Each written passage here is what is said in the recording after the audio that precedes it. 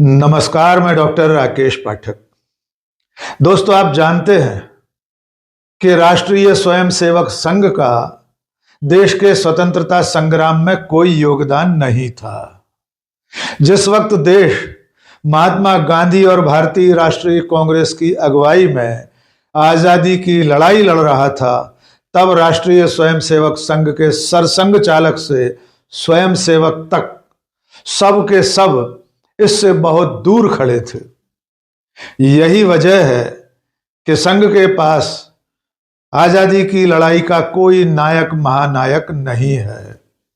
अपने इस अपराध बोध से मुक्त होने के लिए, खुद पर लगे इस दाग को मिटाने के लिए संघ और उसके बड़े बड़े पदाधिकारी गाहे बगाहे ऐसी कोशिशें करते रहते हैं कि किसी तरह देश को यह समझाया जा सके कि आजादी की लड़ाई में संघ भी शामिल था।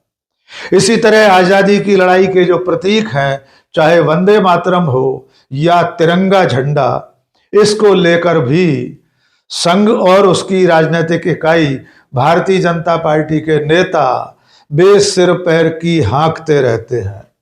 नतीजा ये होता है कि जैसे जैसे जितनी कोशिश दाग को मिटाने की होती है, दाग उतना ही गहरा होता जाता है। क्योंकि ऐतिहासिक हकीकत यह है कि राष्ट्रीय स्वयंसेवक संघ का आजादी की लड़ाई में नाखून कटवाने का भी योगदान नहीं था।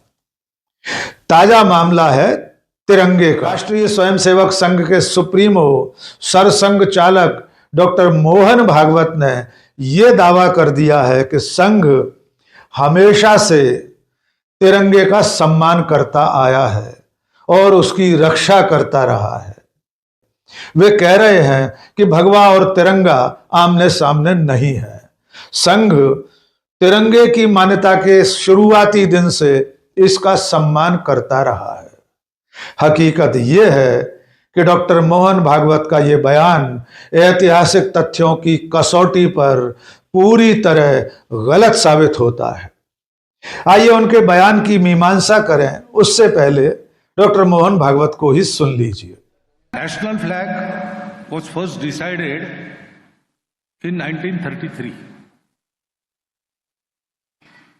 and the flag committee unanimously recommended the traditional Bhagwa to be the flag of Swatantra Bharat. But then Gandhiji intervened and for some reason he said 3 colors on the top Bhagwa.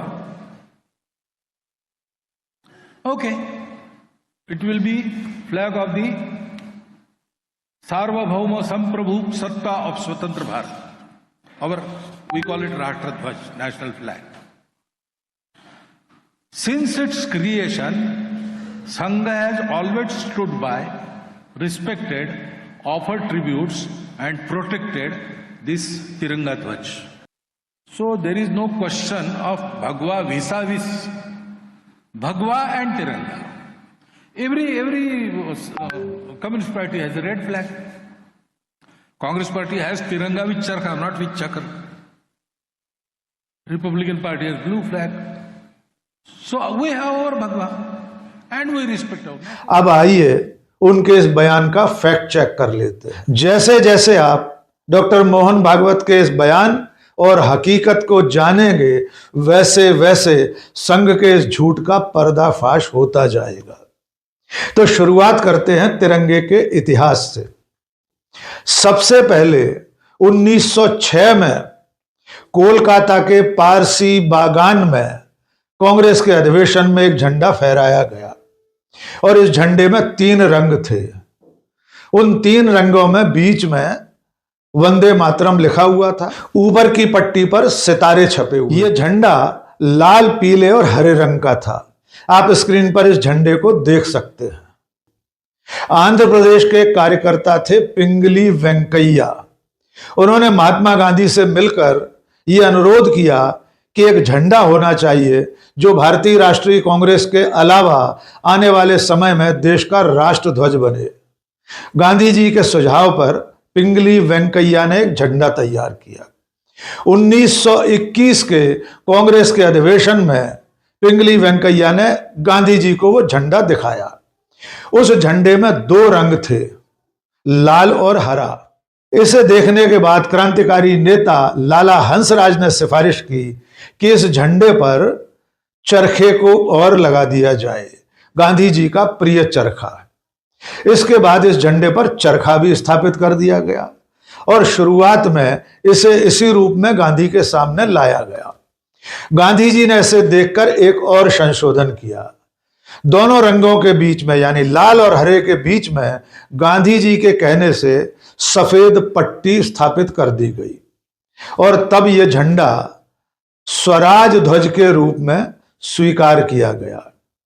शुरुआत में कांग्रेस के राष्ट्रीय अधिवेशनों में यही तिरंगा झंडा फहराया जाता था, जिसे भविष्य में देश का राष्ट्र ध्वज बनाने की मंशा भी थी। सन 1931 में सुरैया तैयब जी ने इसे और निखार कर गांधी जी के सामने और कांग्रेस कार्य समिति के सामने प्रस्तुत किया और इसे अंतिम तौर पर इसी रूप में स्वीकार किया गया जिस रूप में आगे चलकर यह राष्ट्रध्वज बना, लेकिन उसमें चरखे की जगह बाद में अशोक चक्र शामिल हुआ।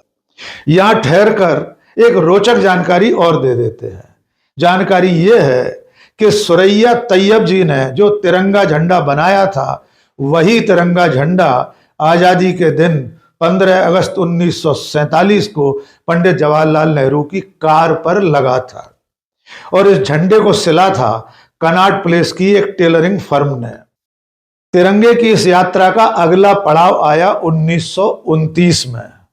लाहौर में कांग्रेस के राष्ट्रीय अधिवेशन में यह संकल्प पारित हुआ, यह आह्वान किया गया कि अगले साल 26 जनवरी को, यानी 26 जनवरी 1930 को हर भारतवासी इस स्वराज ध्वज को फहराएगा और उसके बाद आने वाले हर साल में 26 जनवरी को इस तिरंगे झंडे को फहराया जाना तय हुआ। लेकिन यही मौका था जब राष्ट्रीय स्वयंसेवक संघ ने तिरंगे झंडे के खिलाफ ताल ठोक दी।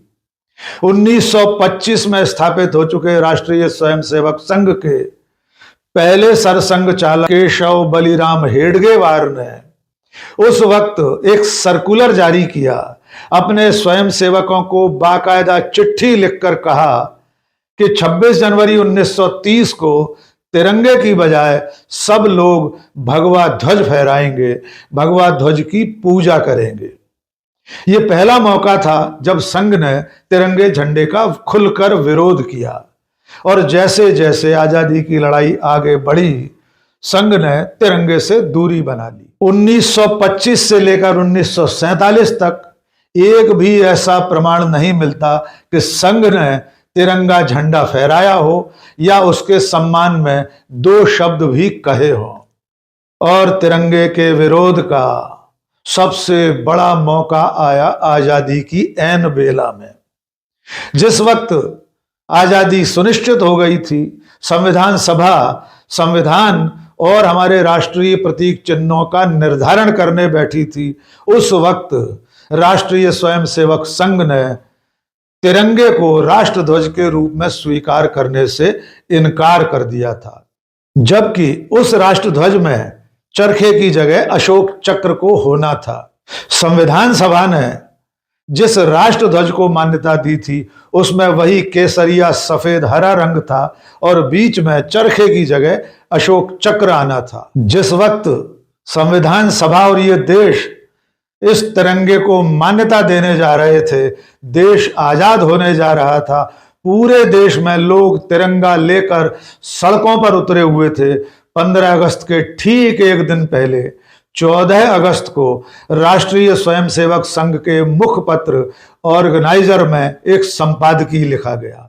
इस संपादकीय में तिरंगे को लेकर राष्ट्रीय स्वयंसेवक संघ के क्या विचार थे, वे भी जान लीजिए। ऑर्गेनाइजर में लिखा गया, वे लोग जो किस्मत के दांव से सत्ता तक पहुंचे हैं, वे भले ही हमारे हाथों में तिरंगा थमा दें, लेकिन हिंदुओं द्वारा न इसे कभी सम्मानित किया जाएगा और न ही अपनाया जाएगा। 3 का आंकड़ा अपने आप में अशुभ है और एक ऐसा झंडा जिसमें 3 रंग हों, वह बेहद खराब मनोवैज्ञानिक असर डालेगा और देश के लिए नुकसानदेह होगा।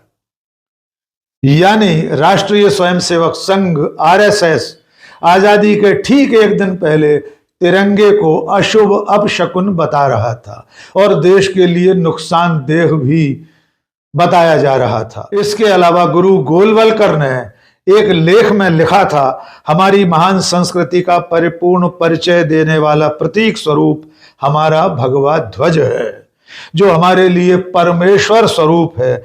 इसलिए इसी परम वंदनीय ध्वज को हमने अपने गुरु स्थान में रखना उचित समझा है। यह हमारा दृढ़ विश्वास है कि अंत में इसी ध्वज के समक्ष सारा राष्ट्र नतमस्तक होगा। ये लेख, ये पंक्तियां गुरु गोलवलकर के श्री गुरु जी समग्र दर्शन भारतीय विचार साधना नागपुर खंड 1 पृष्ठ 98 में समाहित हैं। तो अब आप समझ गए होंगे कि तिरंगे झंडे की इस यात्रा में राष्ट्रीय स्वयंसेवक संघ कभी भी उसका सम्मान नहीं कर रहा था। 1925 में बने संघ ने आजादी के दिन तक इसके खिलाफ ही लिखना बोलना जारी रखा था। एक और घटना आपको बताते हैं। 30 जनवरी 1948 को जब हमारे राष्ट्रपिता महात्मा गांधी की हत्या हुई, उसके बाद संघ के कार्यकर्ताओं ने, स्वयंसेवकों ने न केवल मिठाइयां बांटी थी, बल्कि तिरंगे झंडे को जमीन पर पटक कर उसे रौंदा था, उसे जलाया तक था। इसका उल्लेख तत्कालीन प्रधानमंत्री पंडित जवाहरलाल नेहरू के एक भाषण में भी मिलता है। अब बात करते हैं आजादी के बाद राष्ट्रीय स्वयंसेवक संघ और उसकी राजनीतिक इकाई भारतीय जनता पार्टी ने तिरंगे के साथ क्या सलूक किया है। सबसे पहले बात आरएसएस की ही। आप अच्छी तरह जानते हैं कि राष्ट्रीय स्वयंसेवक संघ ने अपने नागपुर स्थित मुख्यालय पर अपवाद स्वरूप 2 बार को छोड़कर सन 2002 तक एक बार भी तिरंगा झंडा नहीं फहराया था। सिर्फ 15 अगस्त 1947 और 26 जनवरी 1950 को संघ मुख्यालय पर तिरंगा फहराया गया था। उसके बाद संघ ने तिरंगे की तरफ मुड़कर भी नहीं देखा।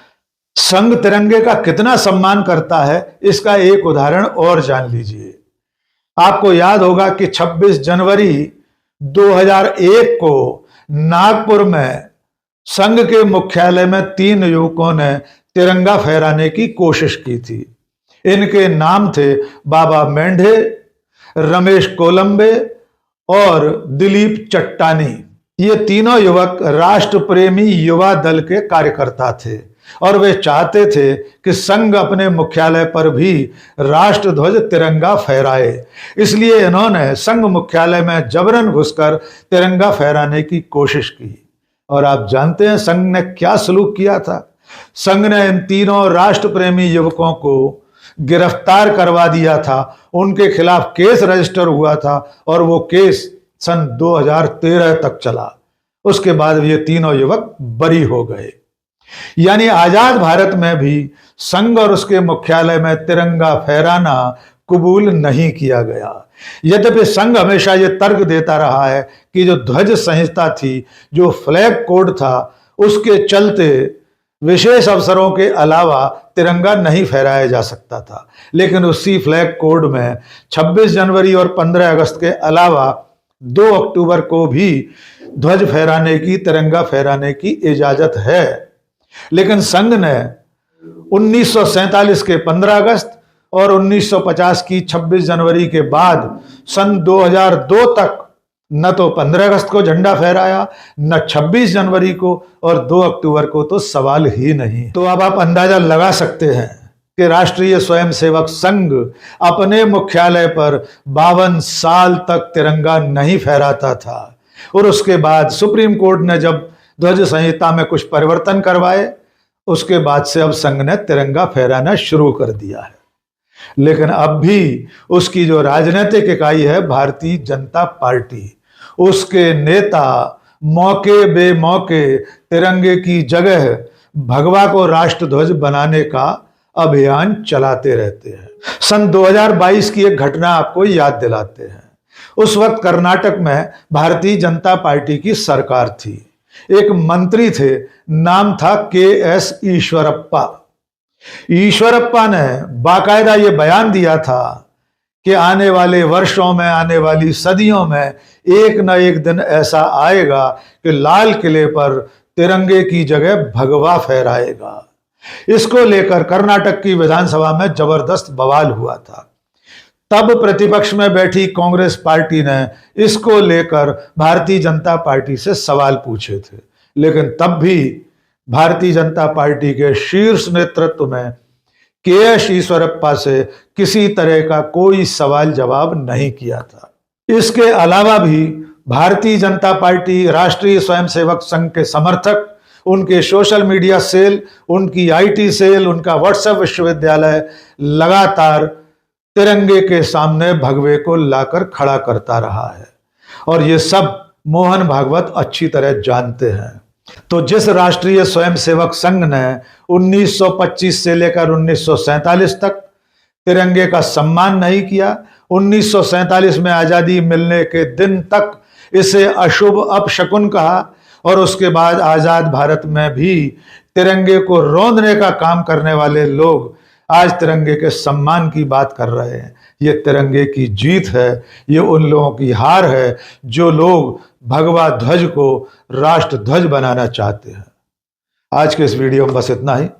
बहुत बहुत शुक्रिया। जय हिंद, जय भारत, जय तिरंगा।